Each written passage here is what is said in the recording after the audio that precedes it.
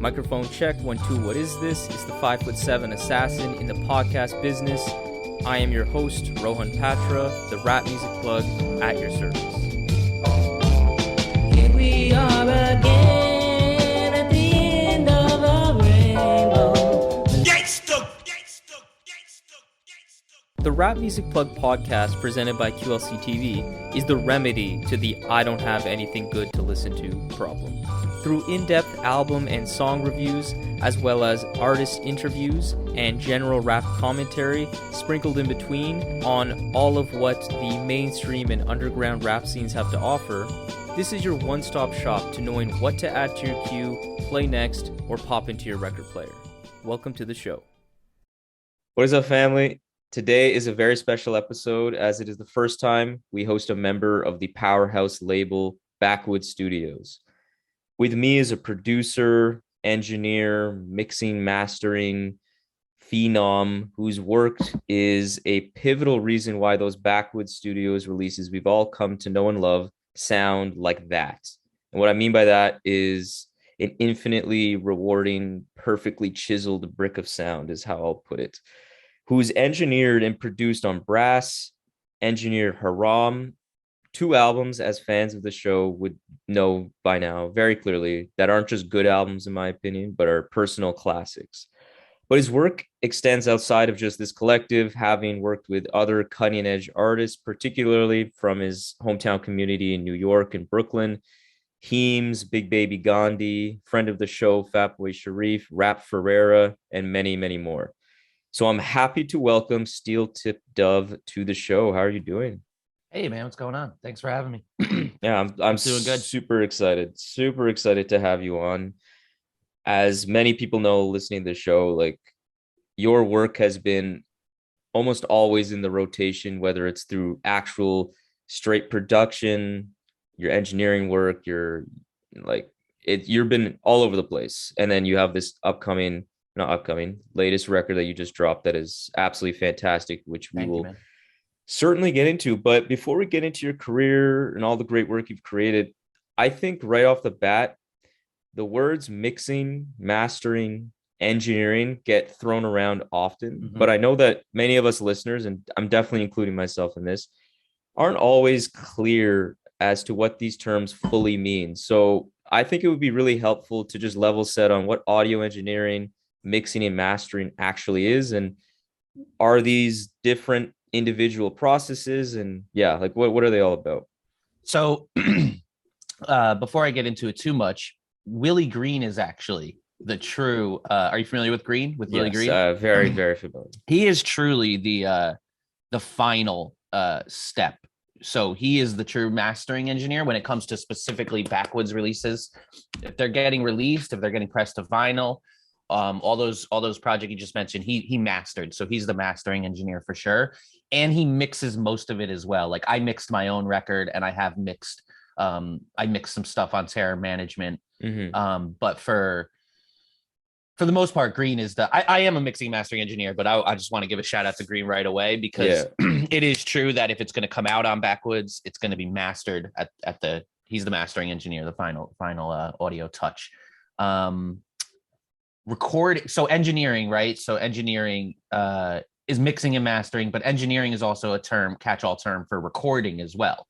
So I do, for years now, I've done, I'd say 80 to 90% of the vocal engineering for Woods specifically. So I did all Hiding Places. We recorded here in this room in my studio. All Terror Management. I did some production. I executive produced on Terror Management as well. And tracking. So engineering, tracking all the vocals, recording all the vocals. Same thing for BRASS, same thing for Haram. But yeah, man. So the first step, honestly, what I do a ton of as far as engineering goes, when I use that word, it's recording. We have a space here in Brooklyn. I've got a couple rooms and people come over, we smoke, we chill. And I've been for like, if you read the description of the album, for years and years now, a lot of those people that you mentioned, just they come here to record their tracks. Now, what happens after everything is recorded here? So the process is like, when you're done recording, what you want from someone like me, the recording engineer, at the end of the day, is the raw files. So totally unedited, totally unmixed, just what I recorded into the microphone, give them to me. I'm going to take them home.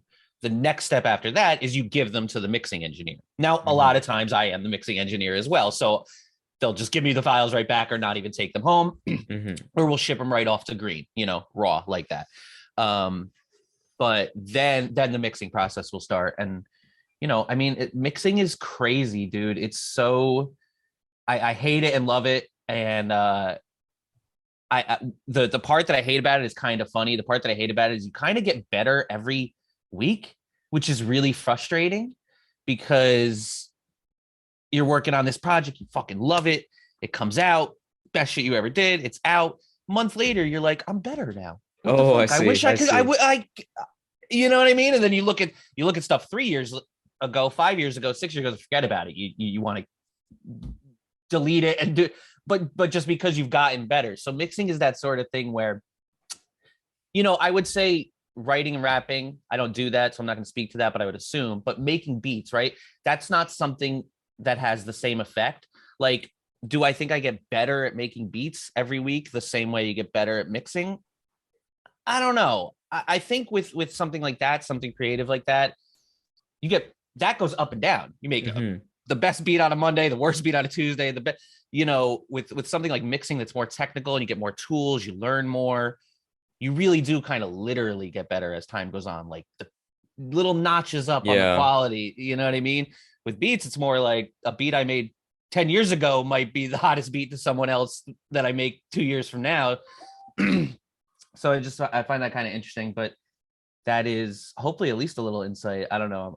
No, that was really helpful. And I find the way you're describing it makes sense because it does seem like the more technical process. Like it does. You're probably like experiencing with this podcast. You're like, oh shit, I'm getting quicker with the editing. I'm getting, like the technical stuff. You will just keep getting better at. So you kind of like in a good way. You're like, damn, I wish I could go back and do this one again. Whatever. But that's kind of how I feel about mixing. And then mastering is a crazy thing too, because all right, so when a song is mixed and then sent to a mastering engineer in a perfect world, and what's supposed to happen is nothing changes. There are no changes. You are just taking what the mixing engineer did and enhancing it.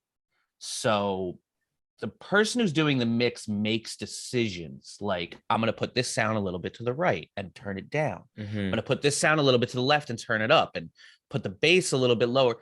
All those decisions that are made by a mixing engineer, when it goes to mastering and the mastering engineer does their job, should just be those same decisions enhanced, louder, more depth, because you can feel music. So you can sometimes feel if it's like in your body more, and if it's higher or lower, so mastering's tricky too, man. Like I'm not as well trained a mastering engineer. A really high end mastering engineer, someone like Willie Green or decades long professional mastering engineers, can just take one track, a wave file, and take it and master the hell out of it and make it loud and bright and have depth. I'm not as developed as a mastering engineer yet, so I really only like to master the songs that I mixed myself. I don't really necessarily like to get one track sent to me by an artist and then just master it. I will take a project on. If I can mix it, I'll master my own mixes, because it's just where I'm at. I don't have enough training or experience as just a mastering engineer quite yet. I'm very confident in mixing and mastering my own mixes. But yeah, that's kind of the 3-step process. The one I do the most, just in terms of the amount of time dedicated to it, is definitely recording. Recording engineer, tracking engineer, mixing second, and mastering third. No, that's really great. Thank you for that. Of course, that's very illuminating, because it's such a catch-all term. I feel like people are starting to pay more attention to mixing these days, even like from the listener side. And I'm just like, I kind of like know the basics, but I'm just like, I don't really know what I'm talking about here. Yeah, it happened a few years ago. I mean, like, I think one of the first really started to get really popular as an engineer was like Ali, right? One of Kendrick's mixed by Ali, right? Like Kendrick started to talk about the guy on the record, and I know Drake's producer, but he was really getting a lot of attention as a beat maker, as a Yeah, producer. yeah, it right? was more from the beat He wasn't side. getting as much attention as the mixing engineer. Someone like Ali, he doesn't make beats. He is quite literally the mixing and mastering engineer. So when he started getting attention on records, I thought that was interesting and cool. And now there's dudes like Alex Tomei, who's really, really popular, who's he's not dope. a producer. He doesn't make beats, right? But he's very, very popular for being a very good recording and mixing, and I don't think he masters engineer. You know, so yeah, it's interesting. I think with the internet giving access to everything a long time ago, you know, it was very cool to not know anything about your favorite artist. You don't want to know where the studio is. You don't want to know what their last name is. It was, the mystery was very much a part of it. And there are some artists that still do that well and successful, being very mysterious. But I think at fans, younger fans, they want all access, bro. They want to know. Yeah, they want to see the I want camera. those They want to turn. access. They want to be in the. So these other background gigs are getting more shine. Yeah, and you're actually saying the mystery part's funny, because one of the artists that I think, who's obviously not a producer even on any side of that, he's a rapper, but his music I think is one of, I think, a key reason why the attention to like how an album actually sounds from like that mixing perspective is Makami. I think Makami, particularly just the like absolutely like flabbergasting weirdness of his way his vocals sound, was like one of the most immediate things you hear. It's so impossible to avoid. And I find like him, I think Rock Marciano too does a lot of really creative stuff. And I'm not positive if, I know he produces, so I'm not positive if he actually does a lot of the mastering or mixing, etc. But I find that has been a growing shift, and I've seen to really pay more attention to how it sounds, like from a detail perspective, which I find is super cool. It's interesting. I know that with Mock's music, when I first heard it, when it was first getting popular, HBO, I'm sure it started before that. I know it started before that, but that's kind of when I first heard of it, which how many years ago? That's like 4 That was years like 2016. Yeah, it's like almost 4 or 5 years ago. It's hard for me to I have no connection. I don't know. So I'm just guessing and assuming. It sounded to me like that wasn't intentional. The vocals were just too loud. They were like too loud and mixed. And if it was intentional, it was smart, but they were like really loud and in your face and almost distorted. Yeah. And I think that's what you were saying before. You can't avoid it. The vocals are right there. And then that really did start to get popularized. And I think some artists are using it really well. It's interesting to me though, like when I hear some of the stuff that I don't listen to a lot of, but like West Side Gun and stuff like that, sometimes the vocals are blown the fuck out and it sounds dope, but that shit is, I don't, yeah, I love it. I think that's interesting. It's cool. Yeah. So you can hear the difference between a release like that and another release where the vocals never sound like that. They're like, you know, inside the beat, or, you know, like. Yeah. That's the thing. It's funny because like, yeah, I think there was a trend, especially with like cloud rap and kind of the trap records of like the mid to early 2010s. I find the rapper was a lot of times getting drowned in the vocals, and that was kind of like a style. But now I've noticed like, yeah, West Side Gun, even this other artist, really dope, Blood Blixing, producer in the underground and rapper. Like literally, because I interviewed him too. Like I put like, you know, I asked you before the show, like, can I put the music behind? I mean, in between the audio, right? And so when you put the MP3 in the GarageBand where I'm just mixing the episode, it's just a brick. There's it's just straight. Yeah, and it's even funny to hear the word brick, right? So that's a technical term as well. Like there's brick limiting. Like that's when you look at a waveform, when you're looking at that in GarageBand and stuff like that, if you zoom really far in, maybe you'll start to see the separation. Yeah. You'll start to see the waveform, right? But what you're trying to avoid as a mixing engineer, as a mastering engineer, really both, if you can make it look like a brick, but then when you zoom in, you really don't ever see a flat line going across the top. It's really hard to explain without. No, I get it. Yeah, it doesn't go over that limit. Yeah. Yeah, it's limiting. But it's really interesting. Sort of an overcorrection for the SoundCloud rap not being able to hear them, and then now we turn them up so much that yeah. You know, some other thing you mentioned too about the decisions creatively that go into a project.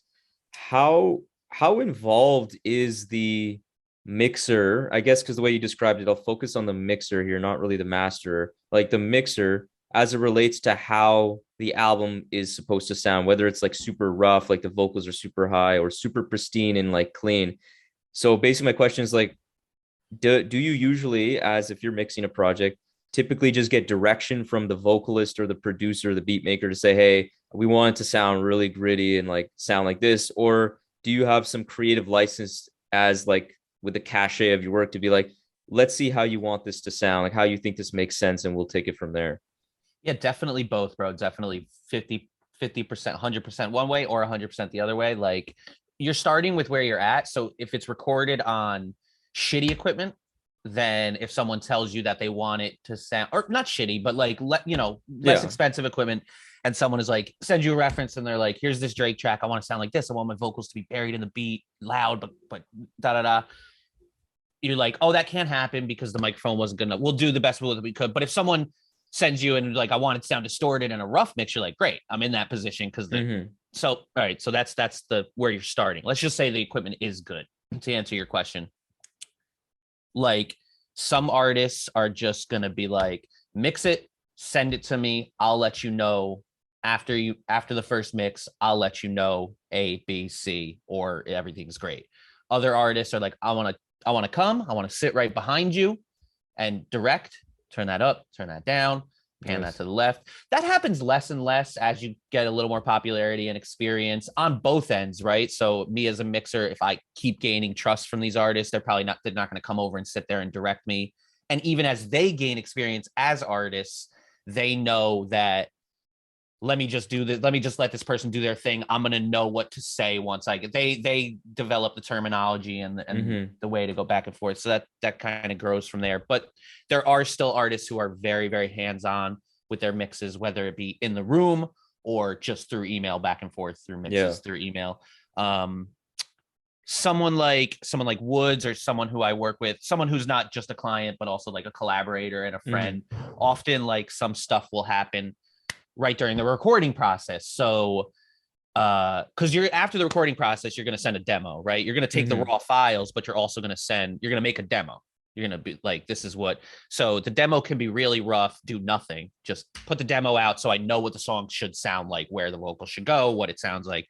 But also before you leave, you can kind of just like come over and be like, let's do a little bit of mixing for the demo. So we know whoever we play the demo for, or whoever the mixing engineer is going to be, they know how it should sound, because we did a little bit of mixing, just rough mixing, like make sure the doubles are at this volume, make sure delete that particular double.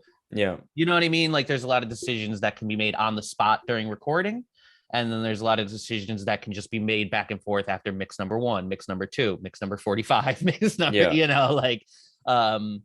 it is rare, less and less do I have people in the studio with me sitting while I mix, unless it's right after the recording. Yeah. No, that's great. And then there's really clients who reach out to me who I don't know, who have seen my work, are interested, seen the work I do for people, and are like, let me ask this guy his rates and see and then that's someone who I've never met. That obviously is more like, here's a demo. They're reaching out to me because they're wondering what I'm going to do. So that's a total like blank slate. They're like, here are the files, send me the first version, So that's really cool. That's really cool. I like how it varies. I feel like that's pretty fun too, like in your position, to kind of work with all of them and guide the vision too when you can. So, as evidenced by this instrumental album that you put out earlier this year, which we will get to later in this conversation, it's clear that you really love the minutia and the detail in the musical process. So how did this passion for music, this deep passion, actually begin? And did you originally make beats only and then grow into the kind of the post-production work? Yeah, so the passion began, I always loved music. I still remember my first few CDs. I was like, there's people who are like music fans and then people who are not, you know what I mean? People who love music and listen to whatever they know songs, but they're not music fans. They don't actually. So I was a music fan from early on or whatever, but when it became an obsession or whatever, I remember I was in college and someone gave me Victor Vaughn's first CD. Nice. And I was like, what the fuck is this? I was a huge rap fan, huge music fan, loved everything I heard, but had never been given underground stuff. Had never been given, this was before, this was like either before or at the very beginning of, I'm 38 years old, bro. So this was really early on, like LimeWire, Kazaa, like even before. So someone gave me a Victor Vaughn CD and I was like, holy shit, what is this? And then I just went hard after that.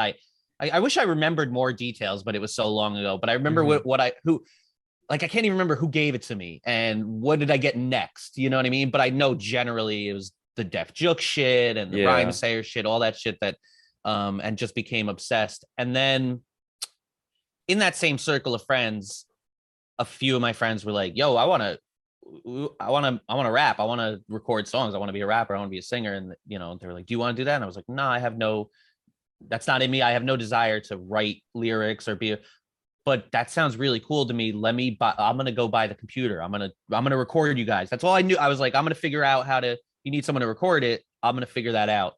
And so I just got GarageBand. So it kind of both at once, kind of both being the engineer and making the beats, like, cause they didn't have anybody to make beats. So we were just taking the beats, whatever, Locks beats, and putting them in GarageBand and they would rap over them. But they were like, couldn't you make up drums? And I was like, yeah, I could do that. And slowly but surely I just tried to start learning how to flip a sample and do that stuff. But yeah, you know, it's funny. They gave me I got a Victor Vaughn CD. I became obsessive. The dudes who wanted to start recording and stuff, someone had given us a POS CD. Oh, nice. And even though we had already been listening to a lot of stuff, I had two particular friends who heard POS and were like, I want to rap, like, I want to do this. And that was kind of the synthesis of that. But yeah, I don't know if I answered all the questions. No, you did.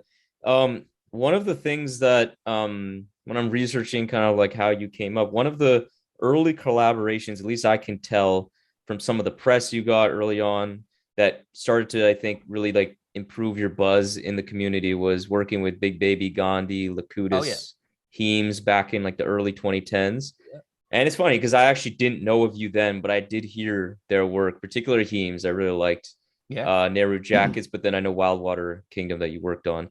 How did you link up with them, and like how did it feel like? We're Twitter? Okay. Seriously, every dime I've made from music has I guess I can't say that anymore. About 6-7 years ago, almost every dollar I ever made from music was through Twitter. And just Twitter, man, was a huge fan of Das Racist, just an outsider, was making beats and stuff in Brooklyn. And I was like, wow, those guys are cool. I really like what they're doing. It's really interesting. Had already been a fan of the Def Juk stuff and all the other stuff. Was a big fan of Modern Shark, which is a label that kind of came and went. There's a group, it didn't kind of come and go. That sounds dismissive. They were fucking awesome. Have you heard of Junk Science or these are kind of familiar, but actually no. Yeah, Cool Compete was on that label, which is crazy. Oh, I like Cool Compete. Yeah, nobody. I like that Lost album. A fucking legend, bro. Yeah. But all right, so yeah, and I can't remember the exact details, but I think I just straight up reached out to Gandhi or Heems on Twitter because Gandhi was like, I need a place to record more. He had already finished Big Fucking Baby. Mm-hmm. And I was just like, come through. I have a spot. And either Heems was like, yo, this guy says he has a spot, go through. Or Gandhi himself was like, hey, can I really come through? They were just checking it out. And after the first time Gandhi came through, we recorded stuff, which eventually ended up for like No One to Look Up To, I think. Yeah. And then he just kept coming by. And then eventually I met Victor after that, Kool AD. He came by the first night. They played Conan. He came from Conan to my apartment. Damn. Like, oh, we were just on Conan. I was like, what? That's crazy. And then it all just grew from there. I mean, those are, really early on. That was the first bit of legit buzz. I also worked with this artist, YC the Cynic, who eventually changed his name to Kemba. I really like that guy. He's phenomenal. He had a lot of buzz, and I through Twitter ended up working with him a little bit, so that helped too. But yeah, that was really the synthesis of a lot of stuff. That's really cool. And Lakutis, Lakutis too. This home studio of yours really seems to be, as you're just describing it right now, like that was the impetus to work with Gandhi. You needed a spot to record. Yep. You got that. So it seems like it was clearly a foundational piece in your career to make connections, spawn collaboration, build your reputation, all of that great stuff. So like, how do you think your career would have gone had you decided to just have a studio that was just for yourself and kept it to yourself? So obviously I have a want to say like it wouldn't have went anywhere, but I don't know, maybe something would have happened. But yes, having a place is incredibly lucky. Like I got really lucky with my apartment. Like And it's crazy lucky. Yeah. and like I'm a little less clear on this. Like, was this pretty unique back in 2010, 2012? Because I know nowadays, like having a home studio, even if you have a small studio apartment, is more common now. It's a lot easier to get the equipment, it's a lot more cost effective. But were you kind of unique in that sense back in 2010, 2012, Yeah, 2013? absolutely. Yes. Because I mean, the only other place those guys were recording was a professional studio in Numba, you know. Oh shit. I'm not, I'll be a little cocky here. You have to know how to make, because I didn't have amazing equipment. So it's not impressive, especially back then when you walk in, it's not like visually impressive or whatever. Mhm. But the crux is, if you go home as the artist and you go home thinking like, man, that was just a home studio, probably doesn't sound that great. But then when you get the files, if they fucking sound good, that's all that matters. If you can make it sound like they recorded it in whatever place, if it sounds good, that is, so you can do a lot with just a home studio. But I did get really lucky to have a whole extra room in my, a bedroom. Producer or whatever, that term is typically used a little literally. I mean, like they sleep and produce in the same room, which is often why there's not a lot of artists coming by to record music. That's their home studio. They're just, Yeah.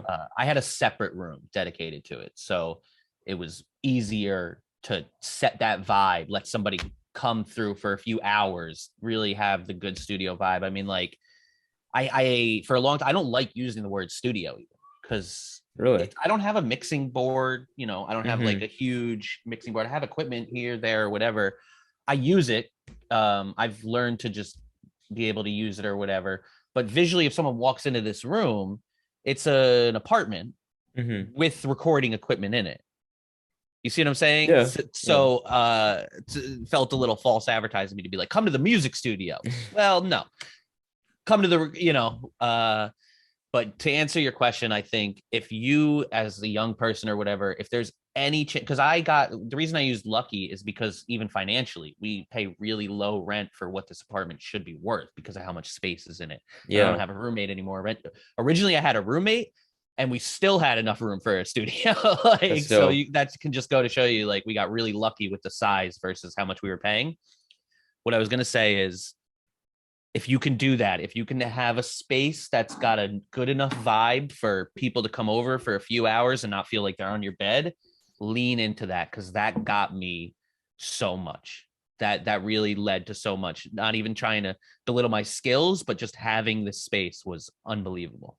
Yeah, especially if the alternative is just paying crazy amounts of money to go to a professional big ass studio. That's probably overkill for a lot of these artists when they just need something that's quality. They don't need all the bells and whistles. Yeah, and another benefit to a place like mine is that it's my home. You can smoke here, use the shower if you needed to. I got it's if you're in a professional studio, unless they're your friends or you've been working there for years, it's going to feel a little more uptight, right? You got to keep it clean. You got to do whatever you need to do. This is like, we're friends, we break bread. Like it's I got really lucky with this space. Yeah. That's awesome. And let's get into quickly your name, because I know your real name. Steel Tip Dove seems to have no significance from like a little quick artist name that you create. Where did Steel Tip Dove come from? It's a rap lyric from a rapper. It is there's a collective Minnesota we mentioned before, Doomtree. And I like Doomtree. Yeah, they've kind of like suffered. I've had some, a few of their members, POS. There's been some pretty clear controversy, and they've kind of like faded away, and that's unfortunate. I've never known any of them personally. I can't really speak to it. But way back in the day, there was an artist on that record label, still is, I guess, if they exist, called Sims. Yeah. And he's got a song, and in that song, something, and he says, "Looking for my steel tip dove." And I think he's actually referring to a woman that he like misses, or if I remember correctly, the song's about a relationship. And I don't know. I mean, like the turning a phrase in the lyric, I was a big fan of his and still am. And then man, I wish I could remember what made me think to use that for my name, but that's what I used for my name. I just thought it was a cool image or whatever. That's where it came from. Years later, a few years ago, actually, that Lakutis video, Jesus Piece, came out, and I produced the track for that. Yeah. And Sim saw it and liked it. And so I got to meet him at one of his shows. So I eventually got to tell him, bro, like, you see my name, right? Like, I took that from you. And he's like, yeah, that's dope. Like, he gave me the blessing, he was like, it's cool. Yeah, that's weird. Cool, whatever. I was glad I eventually got to see him and tell, I stole that from you. I took that from you. It's not it's not like taking someone's name and it's just a lyric. So I don't think he minded that much, but that's where it came from. It's a cool ass name. It's definitely when I first started making beats, it was just J Fuse, because my name, Joseph Fusero. Yeah. And I will tell you, I truly wish that this whole time I had just kept my name. I wish all these beats, all these records that you see, I kind of wish they were just Joseph Fusero. Why? You don't like the recognition? No, I just think that would be really cool if all these records were just my name. I don't know. It's just something I think about a lot. I've thought about changing my name a lot. Like, I don't love it, but it means something now, and people have attachments to it, myself included, obviously. So I would say that because you mentioned Ali, Mixed by Ali. Yeah. There's other, I think, Guru, right? Like, he's like a classic with Jay. Yeah. I would say that your name, though, is very like dope to mention in the song. I'll just say that, like, because I know Woods, I think I was listening to a song earlier where he says Dove, like, he mentions your, like, that's a cool name. Like, J Fuse, no offense. Like, it's not like so easy. You can say Fuse, like, I'm in the stew with Fuse. There's a million Fuses, and there's also multiple J Fuses as well. That's why I kind of wish it was just Joseph Fusero. But don't get me wrong, like, it is cool. Like, it is cool. It is cool. Like, I fuck with it. But sometimes I'm just like, plus the acronym sucks, STD. Like, because you want to be able to use like an acronym, but forever, even like, I'm sure like 2 days after I came up with it, I must have been like, oh, fuck. Or even that day, like, I don't know. But anyway, it's cool. I fuck with it. Okay, let's get into one of the particular connections you made, which has, I feel, benefited the rap community as a whole, and that is your relationship with Backwoodz Studioz. So how did Backwoodz or any of the artists within it first come on your radar, and how did that relationship begin? All right. So a long time ago, Don Will is the one who invited them over, but how did I meet Don Will? Do you know Don Will? Sort of. Phenomenal rapper, DJ from Brooklyn. He was part of a group called Tanya Morgan. Oh, okay. Yeah. Okay. Yes. I know. Yeah. Tanya Morgan. Yeah. Did a good album this year. Yeah. I love this dude, Don Will. He was recording a podcast, actually. And this is, we could look on the projects. I have a screen over here. I don't know. I'd have to look, but either Race Music or, are you familiar with all their albums, Arm & Hammer? So either Race Music or what was the other one right Half before Measures. That? Half Measures. I actually looked at that. It dropped the month before. Okay. So I have tracks on both, I believe. Yeah. You got Duppy, and then you got Duppy Reprise, and then something else. Furtive Movements. Yeah, you're on all of them. I think Half Measures you're on. Song with Curly Castro. Half Measures is the name of the song. I think the project is Furtive Movements. No, those are two projects. Damn. Furtive Movements came later after Race Music. But yeah, you're on a track with Curly. Yeah, that's someone else. Reprise. Yeah. They dropped really close together. Mozambique Drill. I have a track called Mozambique Drill. That's the one. Anyway, so basically Don Will invited them over. He invited Elucid and Woods over to record I wasn't involved in the podcast. I was just engineering it. I was recording it to give them the files. And that was we had a lot of mutual friends, and I had maybe ran into Elucid at a show here and there. And I think I was tweeting with Elucid, kind of talking a little bit. We have a lot of mutual friends, Prem Rock, that whole circle. But that was the first time we had sat in a room together. And it's funny because Woods and I debate this sometimes, but I'm 99% positive that was literally the first time we met in person. But on that day after the podcast recording, they were like, "You got beats? You make beats?" So I played them some beats. And that day, Woods took the beat for Duppy and the beat for, he worked on a solo project as well. Today I Wrote Nothing. Yeah. So I have a track on that. I think he even recorded that night some vocals or something But so if you look at the dates on those, you know, the dates of the releases, like either a few months before that is when we met. And then for several years, we kind of like were off doing our own thing. They did Rome, right? And he did album with Blockhead. And then kind of when it all came back together and started the consistent relationship was Hiding Places. Yeah. So Rory, Milo at the time, Rap Ferrer, I can't remember exactly when he changed his name, had a record shop in Maine, and he was doing an opening of the shop in Maine. And I drove up, and Arm & Hammer was there or whatever. And it just turned out we hung out a lot there. I drove back with Woods, and he was like, I'm working on this project. I need to come record there. He had met Kenny Siegel, and then that was that. So whenever Soul Folks Records opened, that was the start of the consistent Woods recording here. And then kind of like that, it just developed from there. So that's how Woods met Kenny Siegel then, because I know Kenny Siegel worked a ton with Ferreira. They dropped that I So have the Flies to assume, Don't Come. Yeah, I have to assume That's really cool. That's really cool. Through that connection. Maybe I'm wrong. Maybe Woods already knew Kenny, but I discovered Kenny through Rap Ferreira, and I think Woods did as well. I think it kind of all happened right at the same time. You know. Okay, so ever since working with Backwoodz in 2013, and then I guess restarting that relationship in more fulsome way in 2019, what is it about the artistry of the Backwoodz camp that inspires you and energizes you to join the label and like keep building with them as you're on so many of their records now? Man, they're experimental. That's it. One word.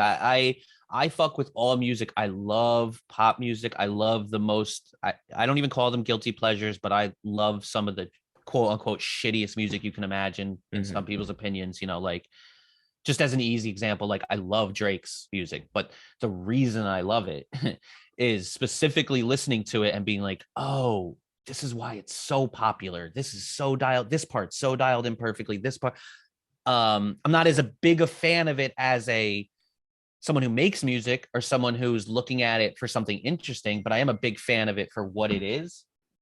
But then when I'm making stuff and I'm also seeking stuff that I want to be like blown away by and challenged by, Backwoodz is experimental. They don't, I think that I don't even know what else to say. The reason I'm attracted to it is because they make dope experimental shit. They're willing to do weird shit and cool shit.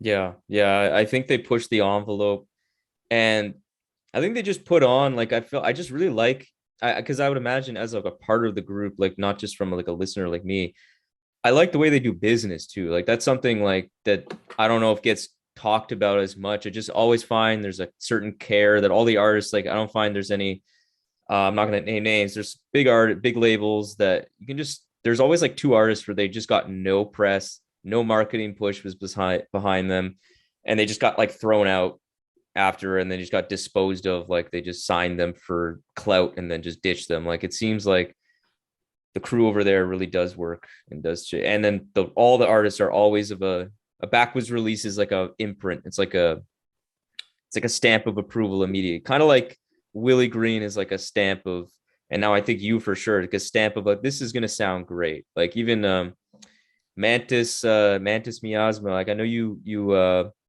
I think you engineered his project. That I mixed his project. We didn't record. I haven't met, but yeah, great guy. Yeah, and that sounded incredible, and I already knew it would. Like that's what I mean. It's a label. It's a stamp of approval that you just can come expect quality. Yeah, that's the business aspect of it, man. I mean, it should be easy. It's and they make it look easy because it should be, and Woods and his business partner are just smart and don't play games. Like it's easy. Like, look, you make dope shit, we make dope shit. If you want to put this out, here's how we're gonna do it. We're gonna promote it. I don't know. I mean, yeah, the label stuff, major label stuff. I don't have a lot of friends or close personal people who have had direct connections with major label stuff, but it's so consistent hearing, you hear the nightmare stories, but even the littler stuff, the stuff that you're describing, where it's like, yeah, Universal Music Group will sign an artist, you know, they'll play Coachella or something like that, be really buzzing, really popular. And it's like, yeah, but are they going to play Coachella the next year? Yeah. You know, like unless they sell this many more, their major record label is they look at them as a business. It's or as a number. But yeah, man, Backwoodz is really excited to see what they do in the future. Like they really they really put a lot of heart and effort into it, but it comes easy to them because it should be easy. They're just fans of good music, of experimental music, and you know, that's yeah. No, that's great. That's great. And okay, I want to transition to some of your particular projects that you've released this year. So starting with this unbelievably creative instrumental album, Inside, Outside, Inside, Outside, that you put out, I think in January of 2021.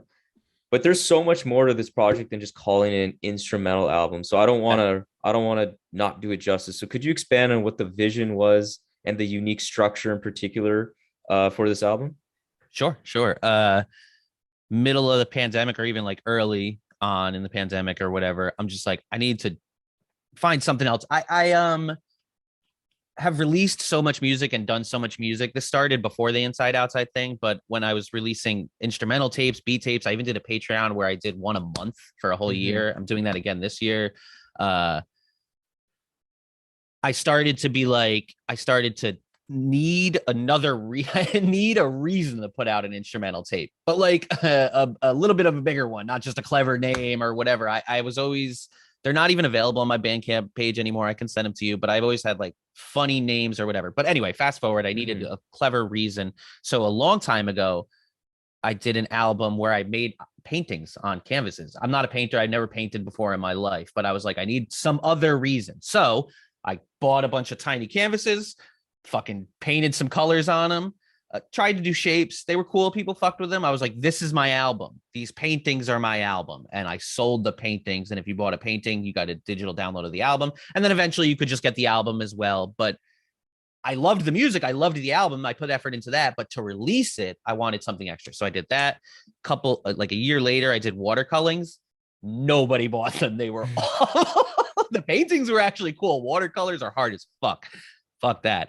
After that, I did tapes, cassette tapes. I had never done that before, but I hand painted cassette tapes. I didn't put any art on them. So eventually, fast forward, during the pandemic, I was like, I want to learn how to write. I had a Squarespace website. I was like, I want to learn how to write code, HTML code, and maybe even more than that, right? Because I think that's cool, and I want something to do, and maybe it could turn into something. I have a good friend who's a high level coder, and he's like, he's a music fan. He's like, you should try coding. The brains for people who make beats and people who code, there's like overlap there. Very technical. Yeah. And actually coding, I learned, is a lot of sampling, bro. So how do I do this? You Google how to do it. Somebody writes the code, you copy and paste that code. Nice. Now you've done that on your website. You can change the color, you can change the height or the length or what, you could tweak it, but you sampled the code. So it was really funny to me to learn that a ton of coding is sampling, straight up copy paste. Very cool. So I was like, I got this music. I want to make a website. Now I can't remember. I should go back what came first, because the music has its own concept as well. And that may have come first, but I wanted to make, so I'll switch and talk about that. The music is 4 20-minute pieces of music that was in my mind dedicated to sound like inside during the day, outside during the day, inside during the night, outside during the night. So I used Foley sound beds, recorded out my window, got clips from online of audio from inside a building during the day, outside during the day, put that audio low volume across an 80-minute track, blended instrumentals in and out. Oh my God. We're going to run out of time. How much? Because I forgot the other element of this. The other element of this music is that to make the beats themselves, there was this program called Stems app, I think. Yeah. And it'll separate the stems for you. So the stems of a track are, let's say you have bass, drums, vocals in a song, you hear them all together. If you, the stems are just the vocal track, just the bass track alone, so most people as non-music people, an acapella is a stem track, right? Yeah. But they don't think about that. The drums are also one stem. Even the snare itself by itself is just one stem. Yeah. Just the, hi-hat is. So this program did that for you, quote unquote. Took any song, any MP3 you put into it, and it'll separate the stems for you. Does a terrible job because you're not really supposed to be able to do that. Whatever. Does a halfway decent job. But I really liked the weird results that I was getting. So I re-put back together these beats using the stems from the Stems app. And often I would try to use different sounds from different songs. So 2 songs I would get the drums from, but I would use the drums from song A with the guitar from song B. Oh, so that, okay, I see. But then often I would also just use like a remix would use the stems, but do something different with them, but not use different songs. Man, I'm going on and on. So yeah, that's how the music was created with that stem stuff. I laid it over top of the sound, the inside outside bass sound, and then I wrote the actual HTML code for the website for how to listen to the album. It's like a kind of choose your own adventure website. You go to the main page and you can click and pick whether you're inside or outside. Once you choose one of those, you pick whether it's daytime or nighttime, and then the correct music starts to play. Yeah, that was very weird, bro. No, it was super weird, but I found it so damn creative. Like I was like, you really did find a way to create music and release it I've literally never heard before. So that's hard to do in 2020. And it was it was titled Inside Outside Inside Outside because of what was going. That was right in the heart of the pandemic. It was like, Jesus Christ, I'm inside so much. Outside is like, I don't know. It was just a lot of thought about being inside, being outside. Yeah. Time of day. There's weird themes that run through my music that I seem to be conscious of in remembering them. Like they happen without me being conscious of them. Cause like I also released, I don't know, a year or two before that, an album called De Una Nocte, which I think is, Jesus Christ, I can't even remember what that translates to now. That's so ridiculous that I can't remember my own shit. I make too much shit. But each song was an hour of the day. So a song to represent 10 a.m., a song to represent 11 a.m., 12 p.m., you know what I mean? And so on and so on. And that was music to represent a 24-hour period. Yeah. Like the track at 1 a.m. sounds like this because it's supposed to be played at 1 a.m. That's what 1 a.m. sounds like to me. So there's this weird theme that keeps running through a lot of my music that it has to do with like time and space. Like time of day, inside, outside. Like it's weird that kind of just happens. No, that's really interesting. I feel like if I ever made music, like particularly made beats, I would always like make my albums like that. Like you're kind of similar to me. Like I would do shit like that. And maybe that I may not even communicate it to others, but it'd be this little Easter egg for myself. Be like, that's why. But there's always that's really cool. Yeah, there's always a why, like for sure. But then when you're presenting something, you get to choose a narrative of the presentation. So you either lean into the why, like why did you do it like this, or you just put it out as a and then like keep it as an Easter egg. But yeah, I seem to have this need to have a reason to lean into putting this release out. There's got to be some intention. Okay, that's dope. That's dope. That was really, thank you for that explanation, because it really justified it. All right, let's get into the conception of this latest studio release, Call Me When You're Outside. So could you walk us through the overall like creative approach for the album, and particularly that relevance of the title? Man, the title, when I get to that, it'll be really funny because so it started with the song Kingston. We recorded that song during terror management sessions, and it didn't make it onto that album. But Woods really loved that song. I really love that song. And we put it out. So I released it on my Bandcamp. I don't even think, did you know that it had been out? Yeah, I knew that. Yeah. So some people didn't know because it did come out. It had some special artwork attached to it. Myra Musgrove drew this wolf mother thing, and we released the track. It was great. People like it, but it didn't get a ton of attention. It wasn't an official release, and it was only on my Bandcamp. But he loved the song, and I love the song. And just kind of slowly over time, we were working on other projects. And I actually have this other project that I kind of finished that was gonna come out on Backwoodz. And he was like, I like this project, I want to put it out. So I'm not even gonna talk about it because it's still it got usurped by this other one, and because Kingston didn't fit onto that project. But we had always kind of talked about putting Kingston out. He's like, we could just put this out as a single, vinyl, you know, a 12-inch vinyl single or something like that. We really like it. I'll try to speed this up a little bit, but Woods eventually just started to be like, well, you have other songs. You seem to have these other songs, these other singles that are out there that don't have a home. Don't you ever think about doing like a comp album, producer's comp album, compilation album? And that's why he's executive producer. He kind of just started to piece this together. I was like, look at this Shirt song, because that Shirt song, Pirouette, that was already released. Shirt released that on his own. And the Fat Tony and Fielded song and Pink Sifu song, that was already released, vinyl only. And then eventually Tony put it on his Bandcamp. So Woods kind of just like conceived this idea, and he's like, we'll just make a couple other songs and get this fucking going. So we did. And it kind of like, it started with Kingston, and then him being in the studio so often with me, working on his stuff, working on my stuff. Yeah, that's kind of how it came together. And then we just did those other songs. I think the last thing I did was the Fatboy Sharif song. Yeah, that's kind of how it came together. And honestly, we were throwing titles back and forth, and Woods titled it, and he kind of just did it flippantly as well, which he's a very great writer, very, you know, call me when you're outside or something like that. And he was just leaving when he said it. And I was like, yeah, because that is, if you're an artist or a friend or whoever, someone who comes to my apartment, you've gotten that text from me. I don't have a buzzer that works.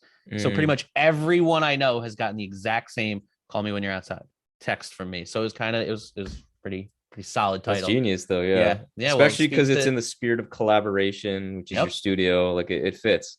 So you're explaining that some of the record was previous singles and stuff that came up, but then some were actually recorded for this album, like the Sharif record. Okay. The Sharif record, the NFT record with the Koreatown Oddity, the Elucid track, the Buddy Ryan track.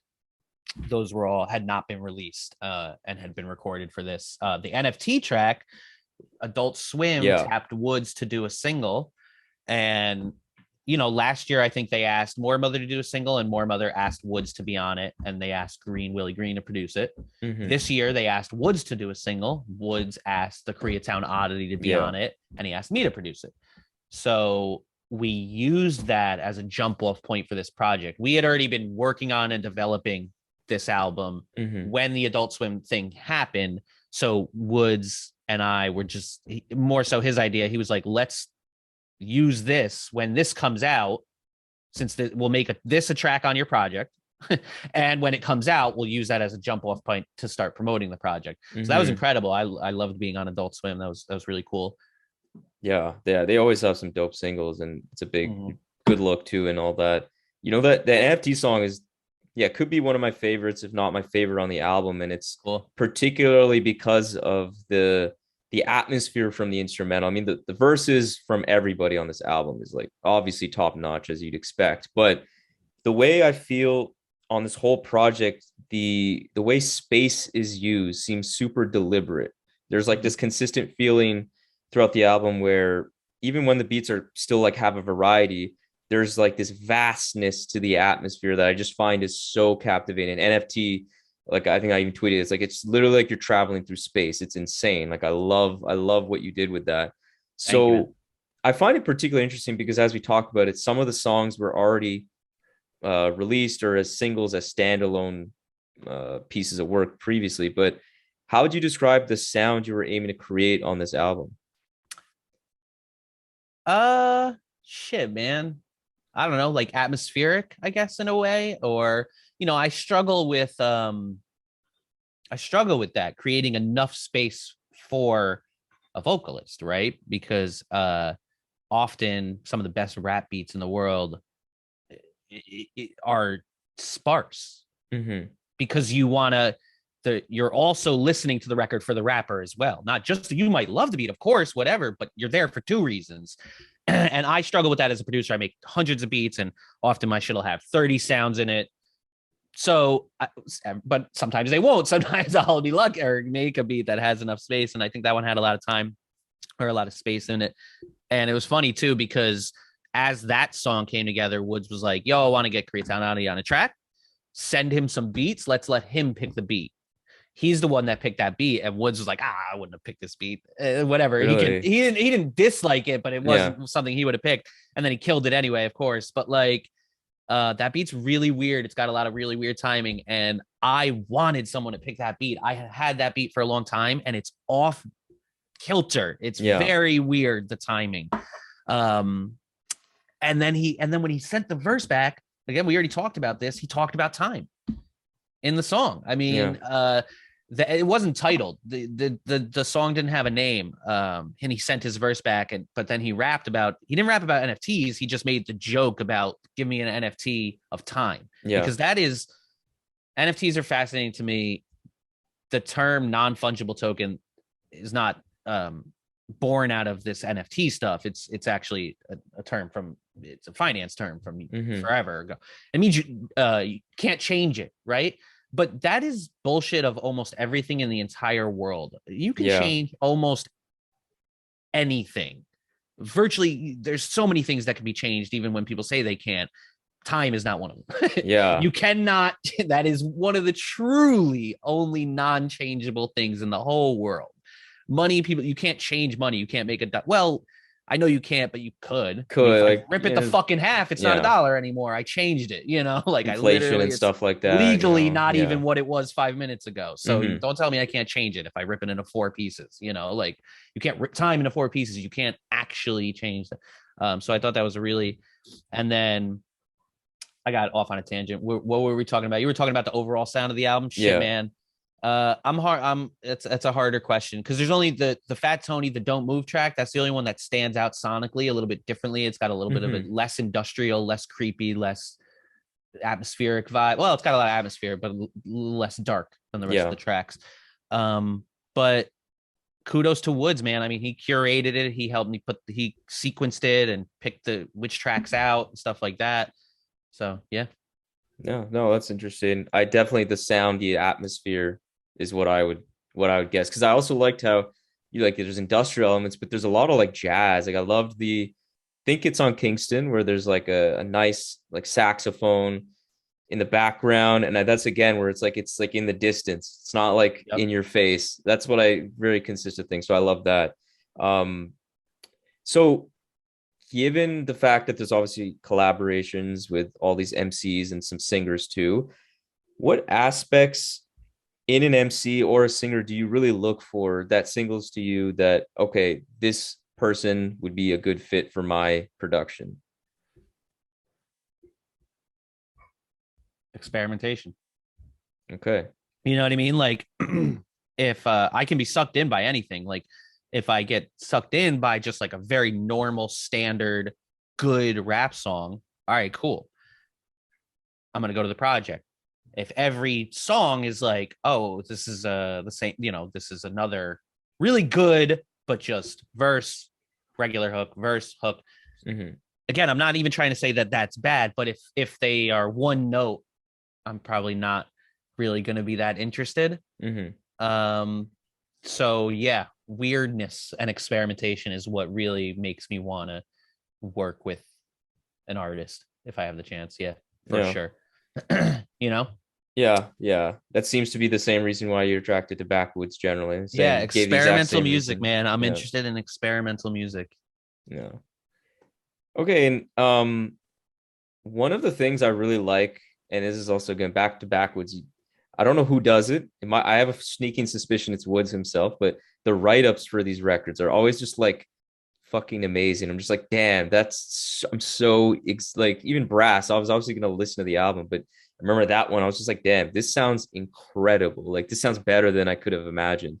And then it obviously was, but with your write-up for Call Me When You're Outside, there's one particular part I wanted to key on because I found it pretty interesting. It says, in some ways, it's surprising that for all artists Dove has worked with, he has never put out a project like this. But if you know Joe, it's really not.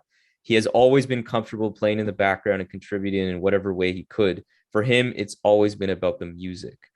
So I find this really illuminating to your nature as a creator. So like, why is it that you are so comfortable being in the background versus grabbing the spotlight and the acclaim And then simultaneously, why did you feel like this was the right time to put out an album like Call Me When You're Outside?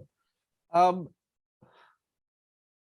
I don't know. I mean, like, I don't have an actual tangible answer, but that's just besides like that's just what I like. I like being in the background more, you know, like not a performer. I don't really enjoy being on stage that much. I will and do not very often, but I like to DJ for an artist, you know. But I don't do beat sets. I don't enjoy being on stage. You don't see a lot of pictures of me. It's just not something I've ever had the personality for. I just really enjoy, I'm obsessed with music. So I really enjoy getting to be in the process of making it. You know what I mean? As a huge fan, I'm a bigger fan than I am a participant, you know, like the only reason I'm a participant is because I'm such a big fan. So like, yeah, that's it's a personality trait. I'm just not a performer. I don't really, not a performer. So what changed it to at least make this like producer comp album? Like you're like, you know, I'll get this. You know, I'll it's be funny the because main bill. I've done comp albums before. My first big I put out a mixtape. Have you ever seen my mixtape and a bunch of crazy motherfuckers? I listened to some of that last this past week. Yeah, because there's the name too. You said about your crazy names. Yeah, but the track list on that is insane. Look at the people on that album. It's insane. Yeah, it's dope. It's really dope. But this is definitely my debut, like this on label vinyl for sure. Vinyl for sure is a huge piece. I did a lathe cut with "You Don't Deserve This Beautiful Art." That was my first technical vinyl, but lathe is not vinyl. It's a little different. Man, just the push from Woods and the fact that he had the resource, like the label and stuff. There have been other labels that I've talked to, but I've never pushed, and eventually I was going to. I had that other project that we could talk offline about it, but I have a project that's like I was like I said, Backwoodz was getting ready to put that out. He was when I presented it to him, he was like, oh yeah, you know, let's do this. And then this other thing, he's like, well, this might be even bigger. Let's do this first, because the unnamed project that I'm talking about is bigger in scope. So okay, this one. So like I was getting ready to make the move anyway, and the personal connection since 2019 and watching Backwoodz grow or whatever is just kind of obvious. I was already right there, so it was kind of an obvious move in a way. Yeah, it felt very natural, especially because I know you were like posting those now I know what projects for a lot of them you were talking about. I remember you like we're in a run of like posting little photos of the people in your studio. Like Prem Rock was there, Sharif was there, and you put like redacted project. I think it was this one, right? Yep. Yeah, that's super dope. It seemed very natural how it came together. So to be honest, just to be funny, that is how it works. But what's funny is those are all photos for the next stuff. Oh shit. You know what I'm saying? Like the stuff you see and hear is always, I mean, this project was turned in. We had this thing mastered in August or like even before that. There's the natural pushback of stuff. If you're going to do physical products, it takes a long time now to get those ready to be released. So there's the natural delay in releasing things, and then there's the decision to delay stuff because you might want to market stuff or wait on an Adult Swim single or something like that. But yeah, it's funny to think about that. I've never really thought about that, how a lot of those people are on this project, but then that's some whole other shit. Okay, well, damn, I'm excited for that other project. So outside of the records that you're the main bill on, that, like obviously this record and the instrumental project, what was probably, if you had to choose like one record, because obviously you're on some fucking monumental records like Haram, Brass, I mentioned, Terror Management, and then so many others that we can't even name. Like, what was the most fun or like rewarding album that you were able to take part of and then really can be a key contributor to? I mean, shit, man, I'm trying to think what of those. They're all so equal, right? I mean, Shrines too. Probably Haram, man. I mean, like, it's got to be Haram just for the obvious reasons. Hate to sound like a cliche or be too obvious, but also fuck it, it's so dope. I mean, look at that shit.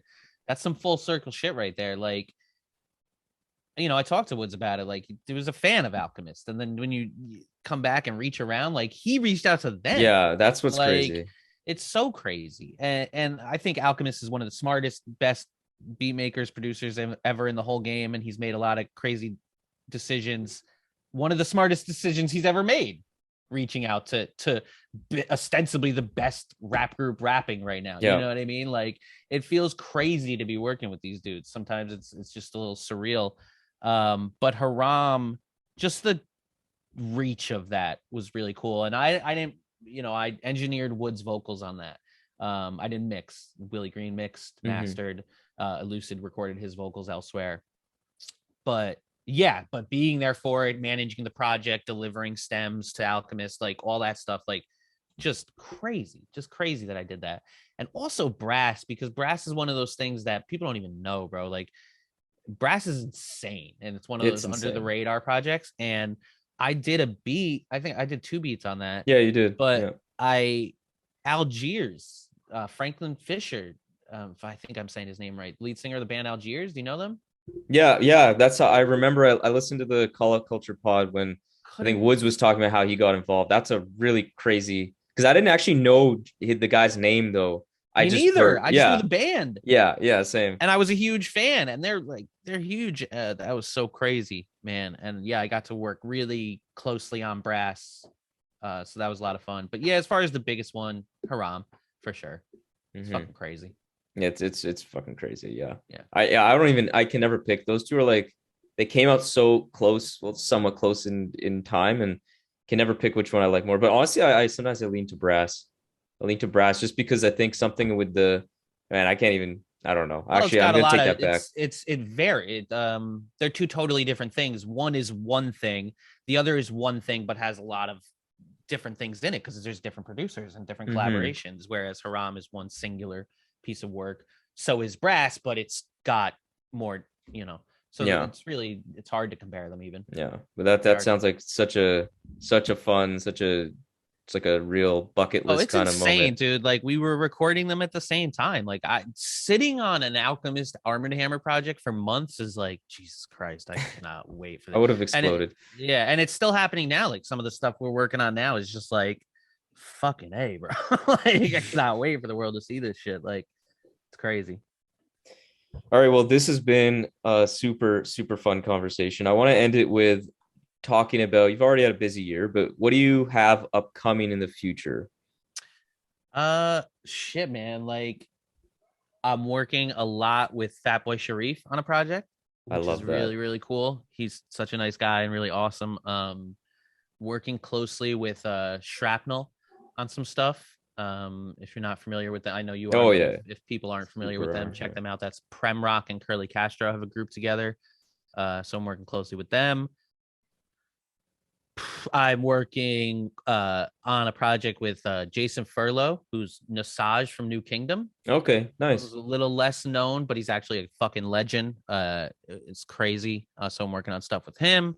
I'm working on I don't know, so much stuff. I could tell you offline some stuff, but yeah, like online, what I can say that's I'm really excited about the work I have coming with Fatboy Sharif. Really excited the work I have coming with Shrapnel. I have an album coming with an artist named Chaz Canary, who's from West Virginia. He's really cool. Check him out when it drops. Okay. Virtually unknown, not virtually unknown, but not on the radar like these other artists. Yeah, I'll send you a link to all this stuff. Yeah, no, I appreciate that. And yeah, those sound really great. Sharif and Shrapnel in particular. I'm actually talking with Curly next week. So cool.